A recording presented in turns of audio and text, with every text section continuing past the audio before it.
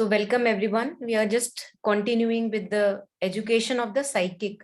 And whenever we talk of education of the psychic, so psychic being is a word which we use in Mothers and Sri Aurobindo's terminology for this divine presence within us, uh, which is kind of a guiding light, which can be a guiding light if we are ready to listen to it. And whenever we say all of us have Buddha nature and all of us are uh, actually souls or consciousness in the body, so all that is targeting to our inherent pure nature, our inherent enlightened nature, which gets masked by layers of emotions, feelings, thoughts, patterns of emotions and thoughts, sense perceptions, and which slowly as we go ahead in our life's journey, we kind of try to clean it out, like uh, seeing the dark clouds as dark clouds and looking at the blue sky also, not getting lost in the clouds of thoughts, feelings, and sense perceptions, because that can be very confusing. That can be a very confusing state of mind. So if we are not to harm others, and if we are also not to harm our own self, if we are to live a better and better life in this lifetime, then is it possible for us to connect with this purity within, which Mother and Sri Aurobindo call as the psychic being, a pure part in us, divine part in us, which already knows, which has all the knowing. And that is why whenever we resonate with any word that you may hear in a discourse given by a master, or maybe a book that you read, something in us knows that this is true, right? So that part in me, although we may not be on an outer personality level, I may not be still there, but something in me knows that yes, this is my higher possibility. So I may be right now full of anger, and yet if there is a little aspiration in me, whenever I read a word where I see that, oh my god, a life without being puppeted by anger is possible, that gives me a kind of a high. It tells me that something more is possible, and something in me wants to agree to that, resonate to that. So that is what we call as the psychic being or the divine presence in us. And uh, there is a difference between a psychic being and the divine presence, in the sense that psychic being, Mother and Sri Aurobindo refer to it as a true individuality. So whenever we connect with this purer part in us, there is like a special kind of uniqueness in each one of us that comes out, since each one of us is born with inherent skills and tendencies, and they are now ready to form kind of take an outer form with a lot of purity. So what we were focusing on in education on the psychic this time was, continuing from the last time, we were talking about the purification process. है ना? तो as if the whole lifetime is nothing but a purification process. And a time to time, just like at our own homes and houses, time to time dust keeps on getting collected, and all we have to do is to just keep on dusting and keeping it tidy and neat and clean and sorted and organized. So basically all of us are pure, all of us have Buddha nature, all of us have enlightened nature, but it gets clouded. So that's why purification, or a constant checking within, seeing what is garbage, what is not required, and cleaning it off, and then uh, having only the beautiful parts in us, slowly kind of sorting and organizing, that is what is, somehow we can say, the whole sadhana of life is about, purification and purification. And for purification, the first thing that comes is observation. If I'm just living a life without observing what I'm doing, then there's hardly anything that I can sort and organize. So first thing I have to do is look within the house. Okay, this thing, 10,000 things are here. Out of those, 100 things are actually harmful for me. They're not really doing me any good. So can I now dispose them off? Maybe give it away or offer it to the inner fire, as we say. So this looking within, looking at my thoughts, looking at my kind of inner space that I have, looking at my feelings that I harbor, looking at all the limiting beliefs that I have from time to time, because with time to time we get settled into some or the other belief. चाहे कितने भी आगे बढ़ चुके हो, we in the spiritual journey, from time to time something in us gets settled, as if कि हाँ मेरा तो हो गया, and now I am good.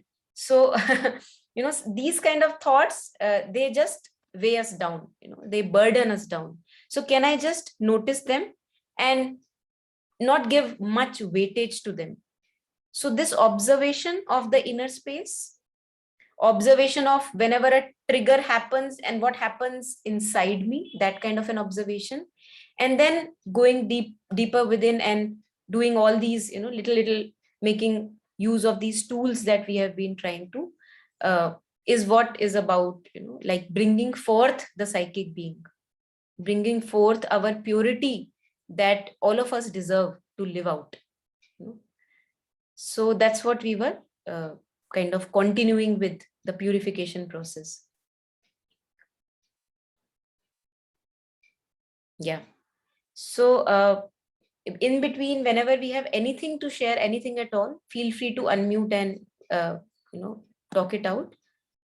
So this was the last step of purification from outer to inner layers, and now we will embark upon purification from inner to outer layers. We will talk about what is that. It's very simple. It's maybe the terminology may be confusing, but it's very simple. So mother says, win your victories.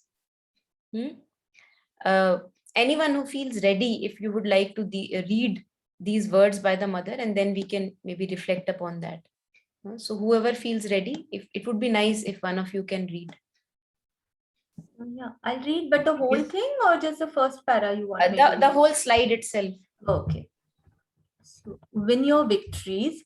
If you call for truth and yet something in you chooses what is false, ignorant, and undivine, or simply is unwilling to reject it altogether, then always you will be open to attack and grace will recede from you. Detect what is false or obscure in you and persistently reject it. Then alone you can rightly call for the divine power to transform you, Sri Aurobindo. The victory which you will win in your character, however small it may be, is one which can be gained in the whole world. If you really want to do something good, the best thing you can do is to win your small victories in all sincerity, one after another. The mother. So sweet, Yala, beautiful. Yeah. And so true also, yeah, especially the first paragraph, like I think somewhere this is where we just get into a vicious cycle, the first paragraph. Sometimes what is false, like still you take, it takes over and still you continue. That's how you're not able to move to the next level, like of purification. So true. Absolutely. It's beautiful if one can already recognize that this happens. So your observation, itself is a blessing, that we are able to recognize that it is possible for me to live a simple and lighter life. But from time to time, the grip of the ego comes and it makes us do something which we really would not like to have in our life. So Mohanji, you want to share something?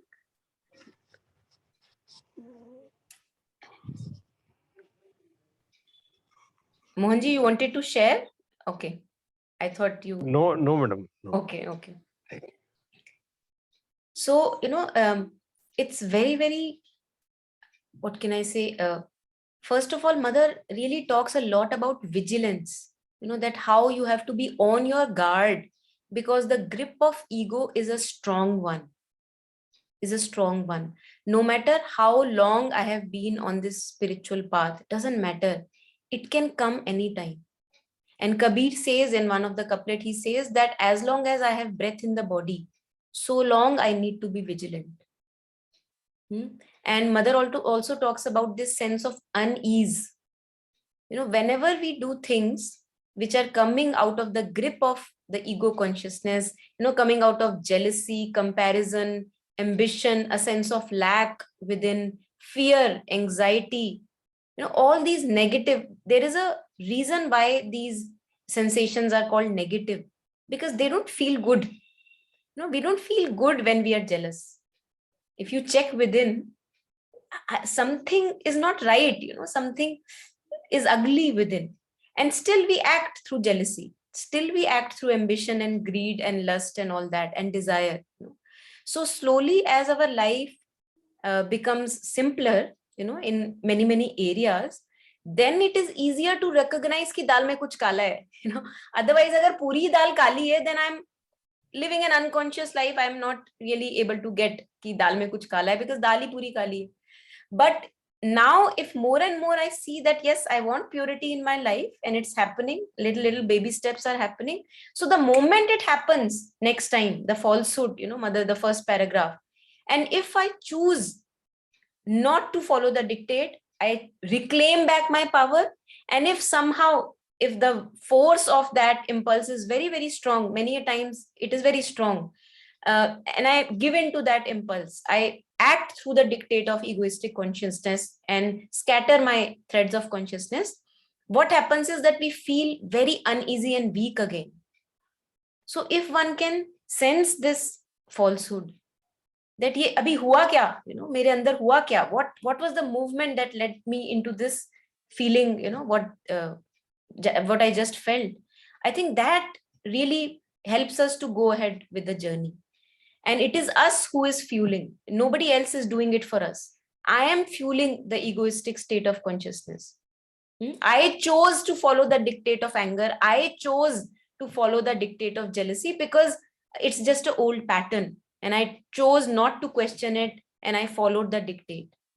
So mother says that if you are aspiring for purity, if you call for truth, and yet something in you chooses what is false, है ना, पता है कि मुझे better करनी है अपनी life, लेकिन फिर भी आपने जेलसी का मूवमेंट नहीं रिकॉग्नाइज किया, और एम्बिशन का मूवमेंट, सेंस ऑफ लैक का movement, and you followed it, then and if you're not willing to reject it altogether, then we are always open to attack, and grace will recede.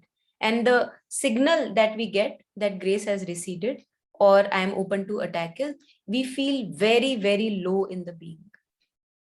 We really don't feel nice, very weak also, as if somebody took out a kind of a petrol from me, somebody took out my fuel away.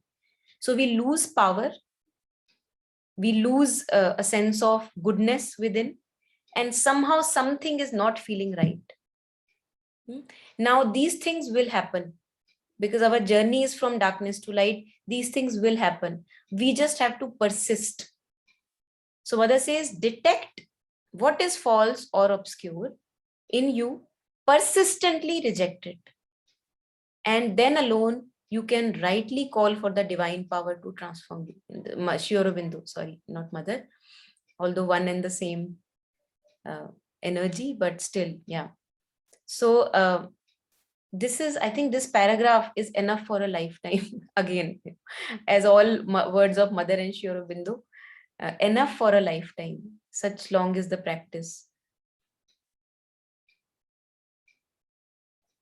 And this is also, this we can connect to self-love, because if I truly now want to love myself, take care of myself, then I would not torture myself with following the dictates of all these negative emotions.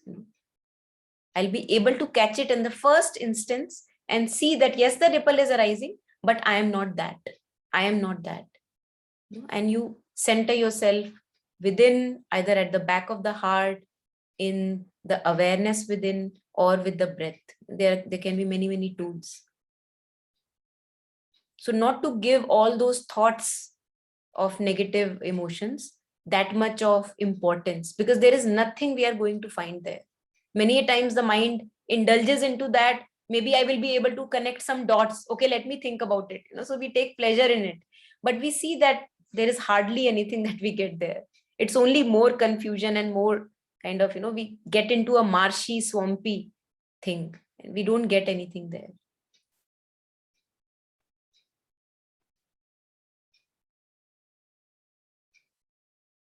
And this, the second paragraph by the mother, the victory which you will win in your character. Now, since all of us are connected, we are separated in bodies. It seems that you are a different person, I am a different person, but we are all one. So if I overcome anger in me, it creates a difference in the whole world of anger, mother says, as if there is a whole world of desire. So if I overcome one little desire in me, I make a ripple in the whole world of desire. That is the difference that I make unknowingly. I don't know what I'm doing, but it's happening since we are all connected. So if those of us who take forward this journey of self-realization, or coming closer to our purer nature and sorting and organizing ourselves, this is actually a social service in our oblivion. We don't know, but it's a social service. Otherwise we want to go out and do some work, that let me do that also may be important. I'm not saying that that's not important, but this working on our own self and sorting wheat from chaff and taking off the weeds again and again as and when they grow up, it's a process which is helping the whole of humanity, and the whole earth is benefited by it. So victory which you will win in your character, however small it may be, is one which can be gained in the whole world. तो अगर मैं अपने anger पे एक baby step, if I can overcome, the other person can also overcome. I have seen so many sins in me, and yet I have improved. So the other person who may be considering himself a sinner, that person also can improve. So that's how we develop a oneness with others.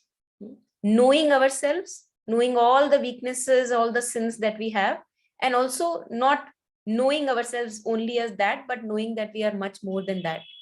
That's not our true nature. It's only given to us so that we can overcome it, make something beautiful out of it. Yeah, so this is the best thing. Mother says this is the best thing you can do, is to win your small victories in all sincerity, one after another. There is no end to this process. One after another, we go on. Beautiful again, yeah.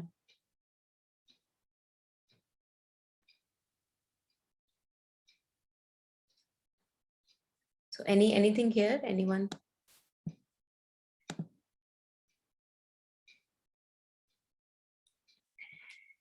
So we'll continue in that case if there's no reflection, and please feel free to share in between. So now we go to the next step of purification, which is inner to outer. And these tools we will be using, all of us are already using these tools. It's not that we are hearing it for the first time. We are already doing it. Many of us may not have articulated it in words, but we are all doing it. So the aim of this work, all that we are doing and talking about it, is to clear the passage. जैसे वो acid डालते हैं, so all the muck clears away and the drain becomes clear if you put something in the drain. So the aim of the work is to clear the passage so that the psychic can come to front. As we were saying earlier, that all of us have enlightened nature, all of us have Buddha nature, all of us have a pure divine presence, but it's clouded by a veil as if of thoughts and emotions and images and conceptions and ideas and limiting beliefs. So what we are doing is we are turning the microscope within, and we are kind of cleaning, this, all that, the dirt which is not required. And again, I remind myself of a Kabir couplet. He says, Hriday mahi arsi और मुख देखा नहीं जाए, मुख तो तब ही देखिए जब दिल की दुविधा जाए. So he says, in your heart, in the depths of your heart is a mirror in which you can actually look at who you truly are, but you are not able to look at who you truly are because of the layer of duvidha, confusion, doubt, haze, mental fog, which is there. And that's why purification is helpful. That's why observation and cleaning our inner space is helpful. So prepare yourself to shift your identification with your outer nature to identification with the innermost part. So what are they trying to say here is, usually I'm identified with the thoughts going on in my head. है ना, यही होता है ना. Usually I am totally believing into the thoughts going on in my head. Usually I'm totally buying into whatever feelings are coming and going. Usually I'm totally buying into all the ideas I may have in the head about world or myself. So what is this process trying to do? It is going to shift my identification from those clouds of thoughts and feelings from something deep within. One very kind of a strong or a very powerful process of doing it is to look at thoughts and feelings, that they're coming and going. That's what we try to do in meditation. For example, those of us who sit for meditation, we see thoughts and feelings are coming and going. We are staying with our breath. I am knowing myself as this awareness which looks at the thoughts and feelings. And I don't give much importance to the content of thoughts and feelings. उसके अंदर नहीं जाना है मुझे, story में नहीं जाना है. I am just seeing them come and go and come and go. Breath is helpful there, and also knowing myself as awareness is helpful there. Many a times, most of the times, not many a times, most of the times, whenever we start with meditations, often it happens that after 3 or 4 minutes or even earlier, again I'm trapped into a thought. So 2 minutes I was there with my breath, knowing myself as awareness. A very juicy thought came and I got pulled into the thought very strongly. And then I don't have to do anything. I just have to bring the puppy back, bring myself to the breath, stay knowingly as awareness. So this is how we disidentify from the dark clouds of thoughts and feelings and identify ourselves with the awareness that is making everything visible. Knowingly take a stand as awareness and not to give much importance to the content of thought and feeling. We have done that enough. All of us who are here today, we have done that enough. We do that enough. But that's a very confusing domain. We don't really want to be there. So if we want now rest in our being, if we want to have a very kind of a clear, solid path in front of us, an unfolding of life, can I make my life simpler by knowing myself as the one who sees? But the grasping mind, time to time, comes in between and it grasps on to a thought, clings to the thought. It clings to a past story. It clings to something happened in the morning. That is what I have to be aware of. That the moment that clinging happens, I have to detach, become awareness again. So this is how we prepare the shift. We are identifying now with not the dark clouds, but knowing ourselves as the blue sky of awareness or knowing, which knows the content of thoughts and feelings.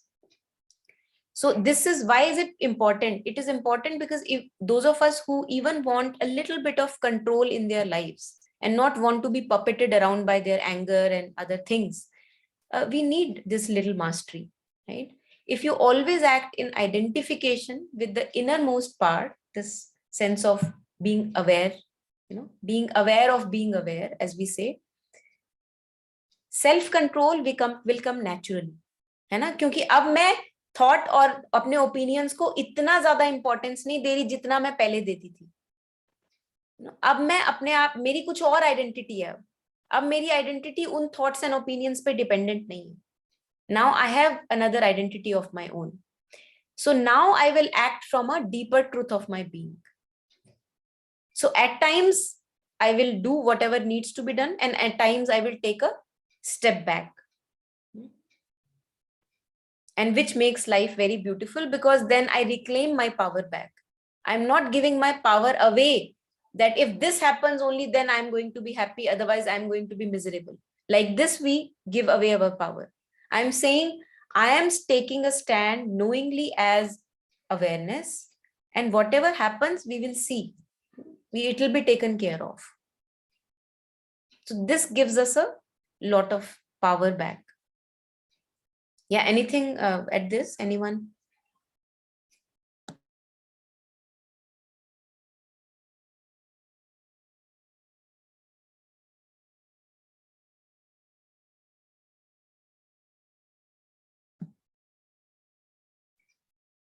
Okay, so we'll continue. So how to do this?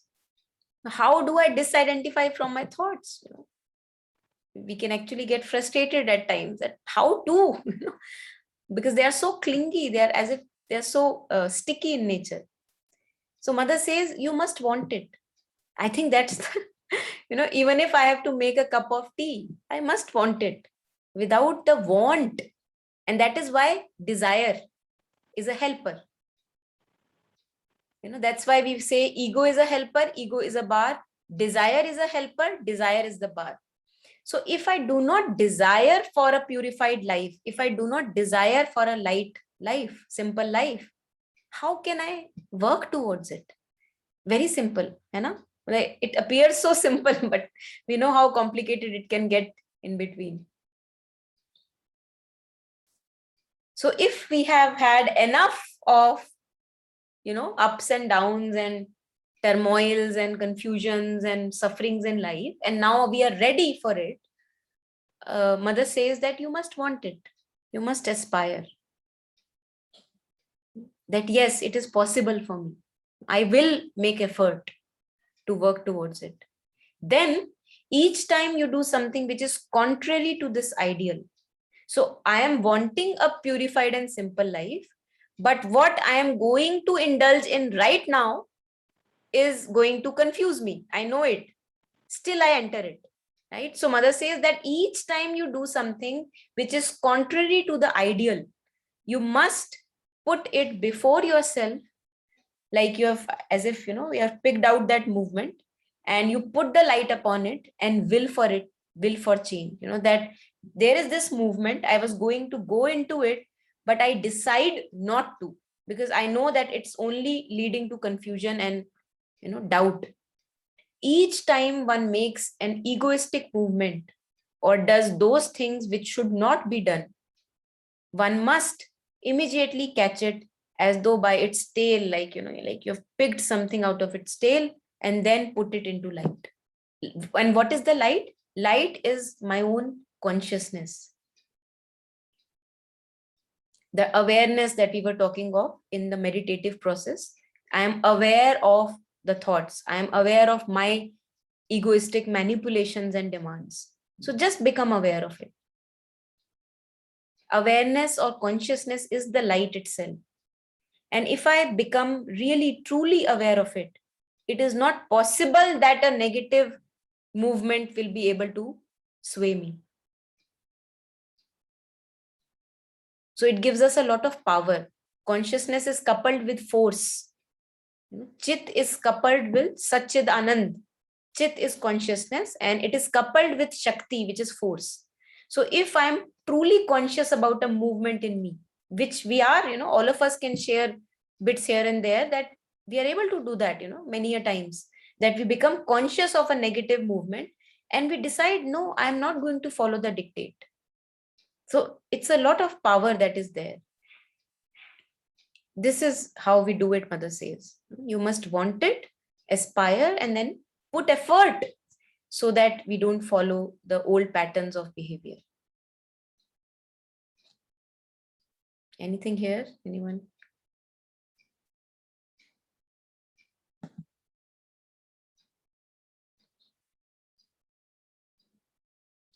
So this is a little tool that if we notice something which is negative in us, if we notice something which is a sense of lack or maybe judgments about ourselves, which don't make us feel nice, judgment about other people, commenting about others and our own self again and again. It goes on by default. It's not our fault. It just goes on and on. So if I become aware of this, if I've spotted this and I know that this is not a very beautiful movement that I would like to have in myself, mother says that you have to put that which is to be purified in front of your highest ideal. And for that, it is very important for me ki what is my highest ideal? Where do I want to go in this life? So there, that clarity needs to be there, a bit of clarity. That do I want to have an inner space which is pure? Okay, simple. I want to have an inner space which is very pure, beautiful. So if I see this movement, does it suit that inner space? Definitely not. So I don't want to follow it. But this kind of strength can only come because if I have actually been through and done all that, because I need to be convinced. If I'm not yet convinced, then follow that movement, suffer through that movement. And then one day when I'm ready, I will be ready that, okay, I have suffered enough. I have followed the dictates of this movement enough. Now I don't want to. So immediately then I'm convinced and I reclaim the power back. So this clarity about your deepest aim and the highest ideal is something, उसी की light में हम उसको सामने रखेंगे. And then somebody asks the mother, can I do purification if I have not yet found my psychic? Now most of us have not found our psychic. We are not truly living from the psychic. Glimpses here and there may happen, but not truly living from the psychic. So mother says, of course, yes, you must find something in you, within you, whose light you can be yourself, your own judge. In whose light you can be your own judge. That's something which we were talking in the beginning of the session, which already knows what is true and beautiful, which already knows what is not true and what is ugly. That light all of us have. Something which represents for you the best part of yourself. That knowing of purity, that want and aspiration towards a higher life. If we can cling to that part, something which represents for you the best part of yourself, which has some light, some goodwill, and which is precisely in love with the progress. So if we choose this part as the guiding light, then even though I have not truly found my psychic, I can go ahead and walk this path. And all of us have that possibility. All of us. Not even a single person on this earth does not have this light. No matter how, how much of a sinner one may claim to be. But the more we travel on the trail of falsehood, the more brick-like wall comes between our guiding light and the outer personality. So that's why it's better not to really fall into knowingly into that trail, negative trail. Although we have many, many examples from our mythology and history also, where people changed, criminals changed, terrorists changed.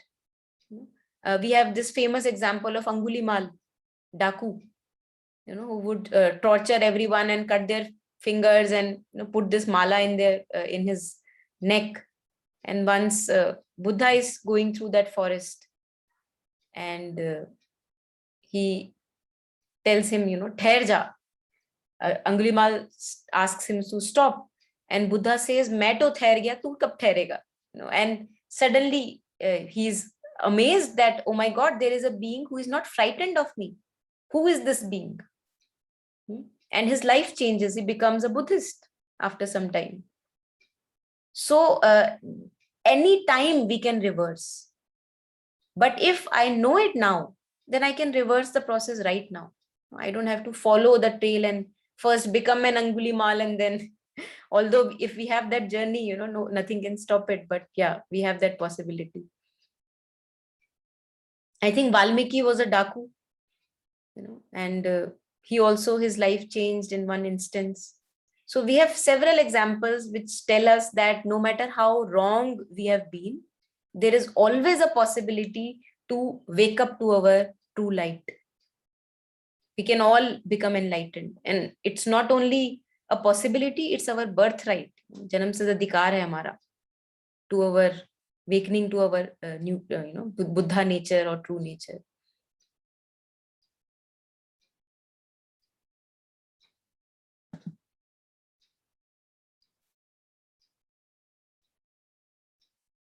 So this is like a little meditation tool,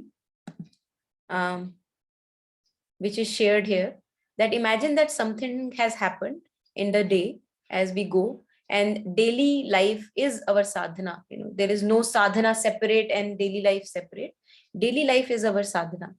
Although we may have our own silent times, which is absolutely beautiful and required, but whenever we interact with in relationships and with people, only then we get to know what else needs to be clarified. Only in our interactions we get to know that, oh my god, I thought I have overcome anger, but here it comes, again and again. So if we come across a weakness or a negative feeling, what can we do? One of the ways is to try to go within. You sit with yourself and you see that something in you is stopping you to go within. Something in you is not letting you okay in that silent time. So the negative part resists. It doesn't allow you. So one may use inner dialogue, or one may use the other thing, which is knowing oneself as awareness and not giving much importance to the content of awareness, which is the story, the drama, the thought, or the feeling. So now it is important to disidentify from the negative part. Maybe there is a feeling of a guilt that came today, and I was drenched in that guilt for some time. Maybe shame came today, and now I'm feeling uneasy about it. I don't really like it in my being. So I sit down with myself and I close my eyes and I look at the guilt, but I look it as from a stance of being awareness. I'm just looking at the guilt. I am not the guilt itself. I'm looking at it. So I take a stance a bit away from the guilt, just knowingly take a stance as awareness, not to identify with the negative part, and from a step back position, invoke light, force, and open yourself to it. So we can do many, many things, which is to invoke higher intelligence. Invoke, if you have belief in the mother or some other divine force, you invoke that please help me. This is the movement which is troubling me, and I really want to be okay. I don't want to be run by its dictates. So you open yourself with to that light. The other way to do is, one way is invoking the light and grace of the mother or the divine. Other way is to just take a very solid stance as awareness, not to move your identity from that awareness. And even if you are able to do it like 10 minutes or so, you will see that your mood will change immediately. Because earlier I was identified with the dark cloud of guilt, and now I am again stationed as awareness itself. So nothing really now can touch me. If it touches me again, and if I again get trapped into the dark cloud, I will again know myself as the blue sky. And this pendulum like movement will keep on happening, because our sadhana needs to be ripened, more and more. So this pendulum like movement happens with all of us. So being aware of the weakness or negativity, we invite the light and force to purify and invoke something higher which can help us. Whenever we invoke something higher, it helps us and we are helped. The only thing, we don't ask for it. The moment I ask for help, that please help me, this movement is very, very overwhelming for me. I don't know what to do. And if I sincerely want help, every time help is provided, some or the other manner. So this is a beautiful process which we can use in day-to-day life to deal with these kind of situations. And many a times the negativity is very strong. It's like a very attached movement that is happening. It is so overpowering that we are not able to step back and call light. So in that, again, 2-3 things can happen. Either I take my own time, and after some time, if I'm able to sit, I detach, as we did earlier in the earlier slide. Or the other thing which I've been practicing, and it has been, for me, it has been really, really very helpful, is Tonglen. This practice, Buddhist practice, where if I am going through guilt, if I am going through a shame, if I am going through an insecurity of the ego, if I am going through a sense of lack or an incompletion, instead of too much going into the trap of it, what I do is I transform it. How? I say all the people on this planet and otherwise, whoever is going through this shame and guilt that I am going through, I inhale all that suffering and I exhale well-being and harmony for all those. And in the beginning, one may feel a strong resistance that how can I inhale everybody's suffering? I'm not even able to take care of my own suffering. So forget about others' suffering. But if we practice this, we see that our own suffering dissolves. Because the focus changes from me to others. So it's a very, very powerful tool. That if I am feeling a lot of guilt, that maybe I did something wrong and I'm in regret and I should not have done that. So instead of too much going into the thought mind, can I in my silent times, I connect to all the people who are going through this illness or guilt or fatigue or whatever. I inhale their suffering with inhaling breath and I exhale harmony and happiness for all. So this technique is called Tonglen. It's a Buddhist practice. And in many prayers and meditations by the mother, she actually hints in this direction that people are suffering so much. Make me this brazier of, light and love, which can hold all that suffering so that their suffering can be relieved. So what it does is that it changes the focus from my guilt to the collective suffering. And whenever I'm focused to this little me, it is very heavy. It's ugly. It's heavy whenever we are focused on our own self.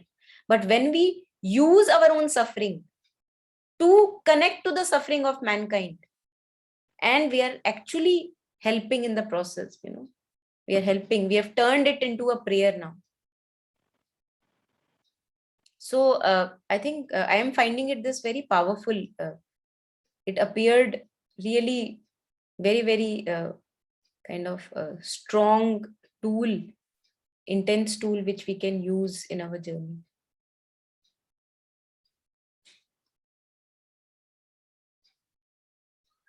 Like, many a times some of us have shared that maybe a lot of childhood trauma has happened with us. So there, the moment the childhood trauma comes to me, I do not now indulge only in my childhood trauma. I say I connect with all the people who have gone through trauma of some or the other sort. I inhale their suffering and I exhale, I breathe out happiness and well-being for them and my own self, obviously. So it's beautiful how it changes your mood and being.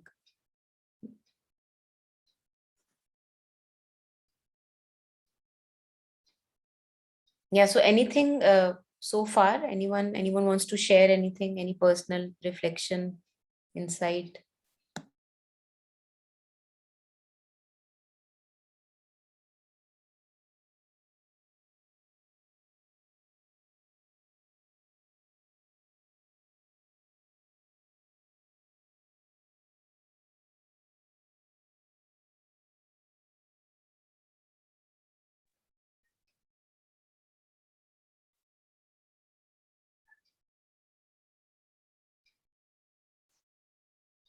I'm hoping that we are awake. These things can be many a time. Yes. Yeah. It was beautiful, this Tonglen. Yeah, this is very powerful. Yeah, I really liked it. And also this note now that focus on me brings heaviness, focusing on defocusing on me brings lightness. Yeah, the concept of Tonglen basically. Yeah. Very nice. Yeah. There is a teacher called Pema Chodron. She's a Buddhist teacher. Yeah, I do read her forward. Yeah, she also shares in a few talks this practice of Tonglen. Yeah. Mm.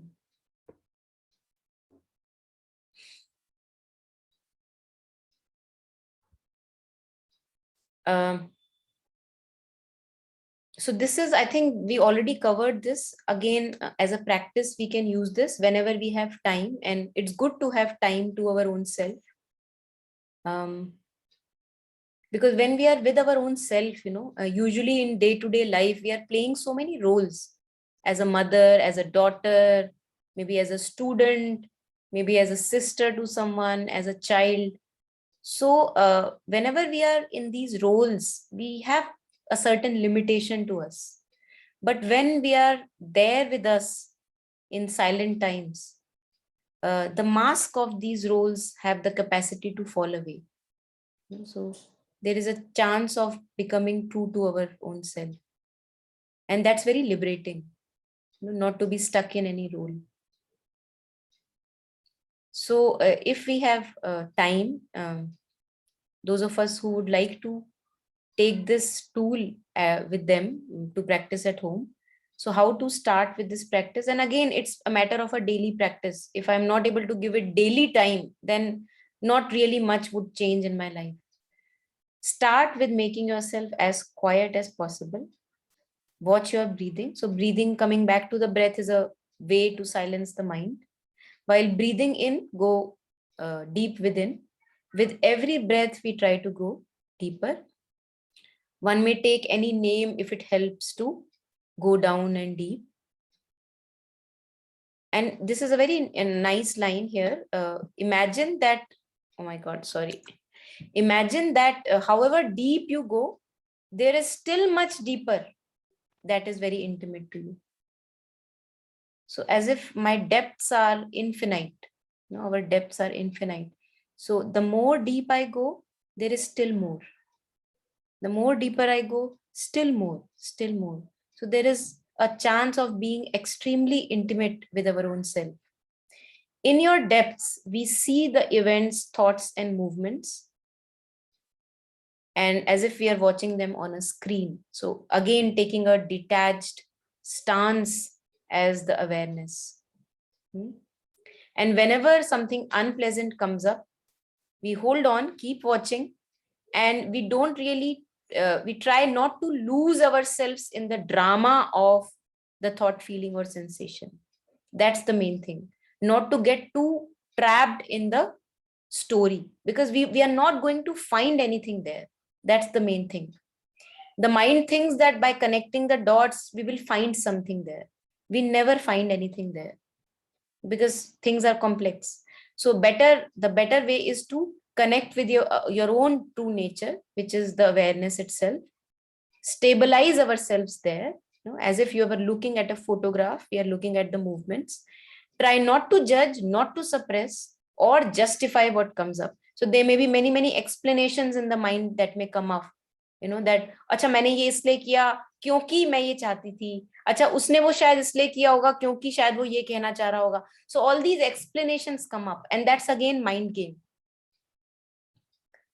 So not to get lost there, and at the same time, if we can offer all the negative movements to the divine fire, the divine light, right? Ki tera tujhko arpan, like we say in Hindi aartis, tera tujhko arpan. So all these movements that we cling to, thinking of them as our own, my thoughts, my desires, my limiting beliefs, there is nothing my there.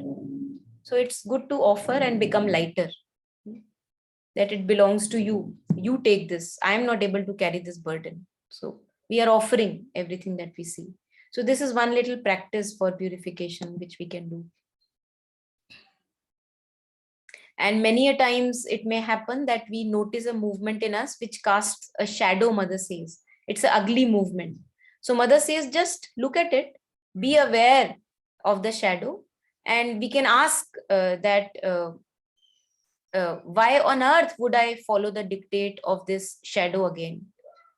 Why on earth will I follow this movement again? So we may find some or the other want or expectation from another person or a life situation that पहले ये हो जाए तब मैं इसको छोड़ूंगी. I want this to happen, I want this to fix, तब मैं इसको छोड़ पाऊंगी. लेकिन वो fixing कभी नहीं होगी. It's just a illusion that it will be fixed.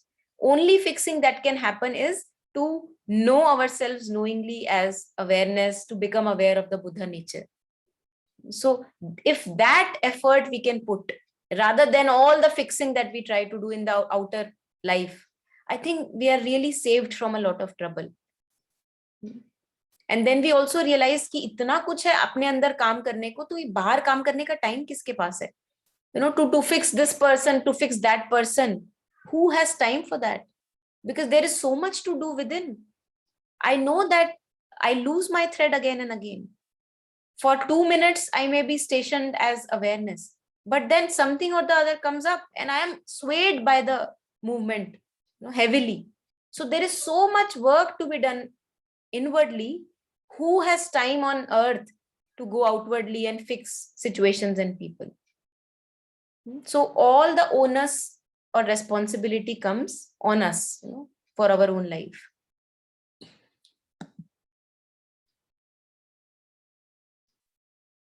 Yeah, I think this we already covered, that if there is something ugly that we observe, we try to put it into the light and say, I don't want you, and I don't want to follow the dictate. And if there is something beautiful, some generosity, something which is good to be kept, so you keep it in your being. You can be okay with it. But if we notice ugliness and movements of sense of lack, unworth, always thinking about ourselves, we again and again offer it, again and again offer it. Or one can also use that little practice that the moment I become too full of thoughts which are always about myself, and I notice this happening, I connect with all the people who suffer having too much preoccupation of thoughts about themselves, and I inhale the suffering and I exhale harmony, peace, and well-being. So in that, I do a two-way process. I heal my own self and I also send out healing for others.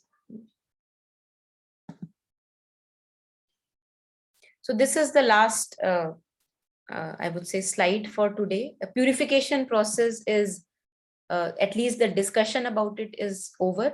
Now the next time we'll go to effort, putting effort, and Sri Aurobindo has talked about Aryan spirit. Each one of us is an Aryan, and Aryan refers to the one who puts effort. That's the beauty. So without effort, nothing can change. Everything needs effort. Tidying up the house needs effort. Cleaning ourselves, putting new clothes on, needs effort. But if we do not put effort and stay with our tendencies and comfort zones, then something in us begins to die. That spark, that luminosity begins to die. So it's good to put effort so that we become a better and better version of ourselves. So this is the new attitude which comes in our life as a result of embarking on this process. So if anyone would like to read, we can maybe read this slide and then we can maybe take up a few reflections and close. Yeah, anyone would like to read? Yes, Birenji. Yeah, okay. So the new attitude is take all things which irritate you as a lesson for yourself, and your life will be more peaceful and more effective as well. For a great percentage of your energy certainly goes waste in the irritation that you feel when you do not find in others the perfection that you would like to see or realize in yourself. If you are conscious of it, then begin with the work which is given to you, that is to realize what you have to do. And the best way to the true attitude is simply to say, all those around me, all the circumstances of my life, all people near me are a mirror held up to me by the divine consciousness, and to show me the progress I must make. Everything that shocks me in others means a work that I have to do in myself.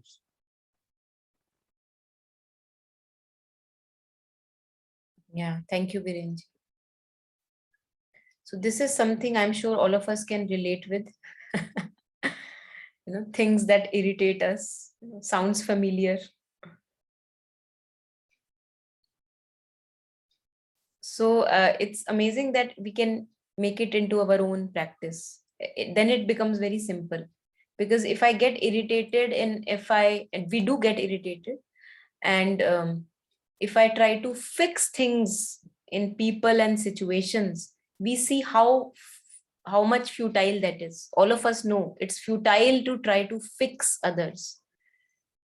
Because if I don't even have mastery over my own self, how can I even imagine trying to fix others? So can I take all the irritations and annoyances which come to each one of us, excluding none, as just a lesson for me that, okay, this is still bothering me. So I must be attached. I must have some idea or the other which I'm attaching to. So taking all the things which irritate you as a lesson for yourself, and your life will be more peaceful and effective.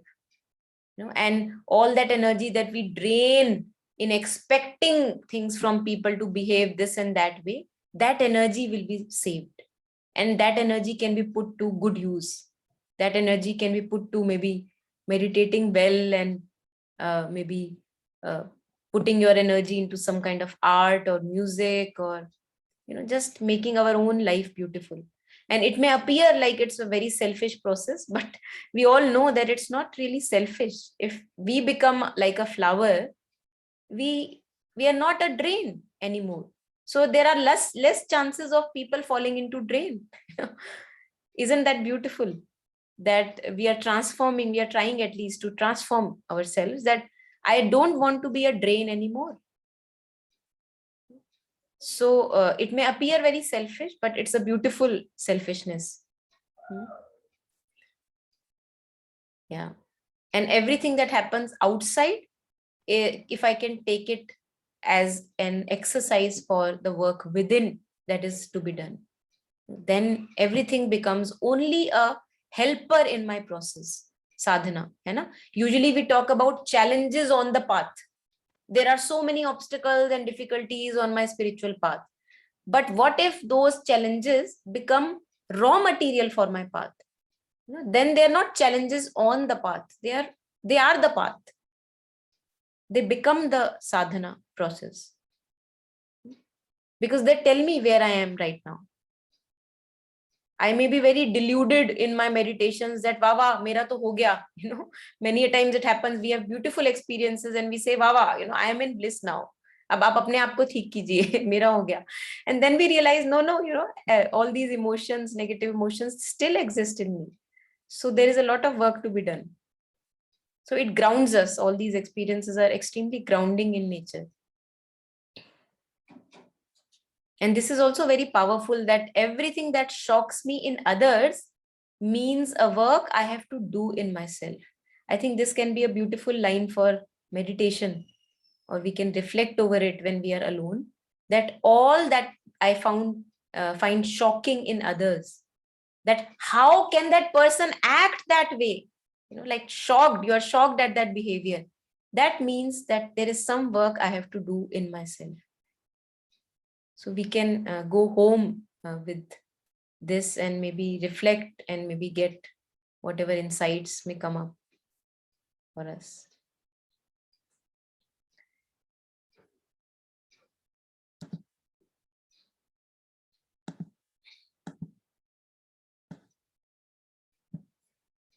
Yeah, anything? Anyone? Any reflections or anything?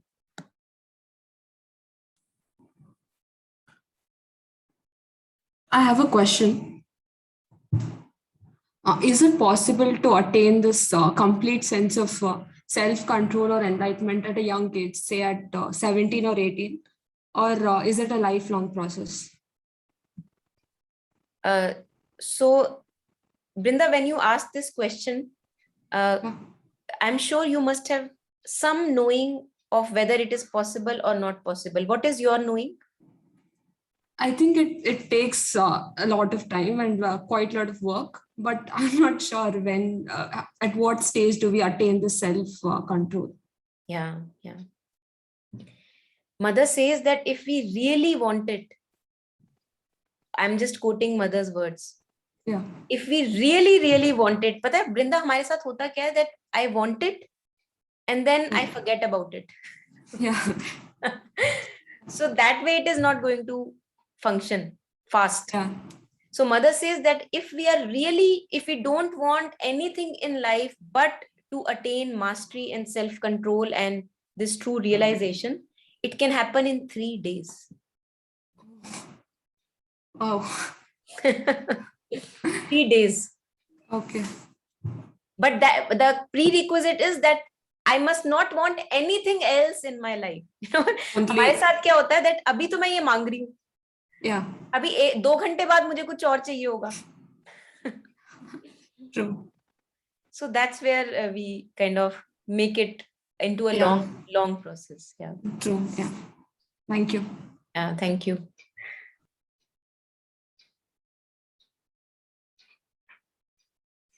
This story that I had shared with many of you, the story of this lady, Cave in the Snow.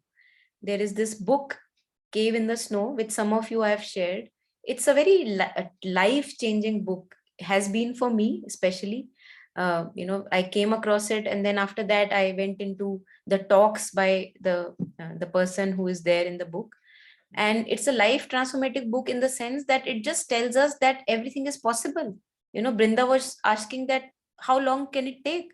And in that book, you see that if that lady was after it, she said, I don't want anything in life. This is my, this is what I am born for. And she gave her life to that realization. We don't give our lives. That's the thing that stops us.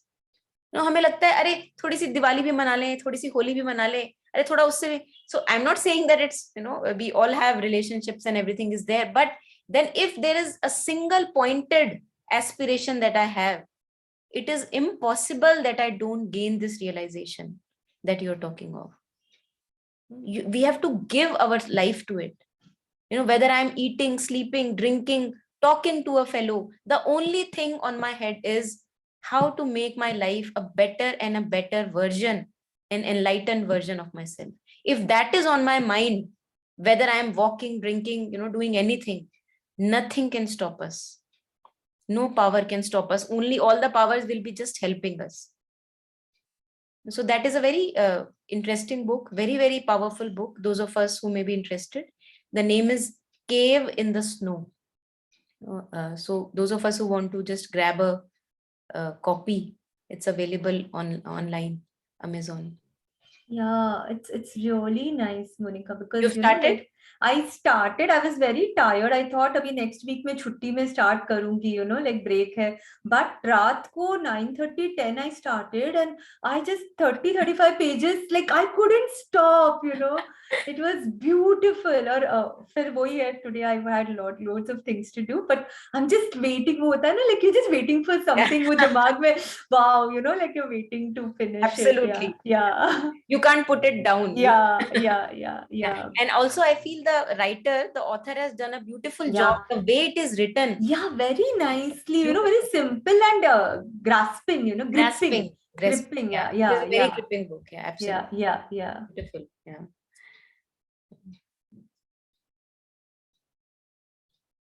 So I think let's continue on this path and not giving up at any point of time. Even if we give up, we get up and dust our pants and go on. And we can make this happen in this lifetime only. I think that would be a perfect use of this lifetime. There is no one who is more capable and no one who is less capable. Yesterday also in the session, somebody was asking that maybe some people are born for it and the others are not born for it. Not like that, really. We all are born for our true nature. How can I say that I'm not born for my true nature? Otherwise we suffer. That's the only thing. Otherwise, if I'm not in touch with my true nature, I suffer. Who wants to suffer? No one wants to suffer. So this enlightenment, ya self-realization or coming closer to yourself, it's our birthright. All of us need to have it. Without that, we cannot think of changing the earth, for example, the whole system and governments and all that. It's impossible to change the larger framework if we don't work on ourselves.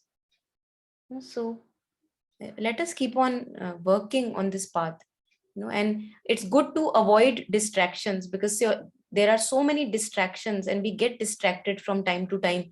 Anything else becomes so important, and we lose the kind of touch with our own inner nature. Okay, so thank you everyone for listening so patiently and so beautifully, I think, and sharing your reflections and also doubts and questions. Yeah. Thank you. Thank you. Thank you. Bye. Everyone. Thank you. Thank you.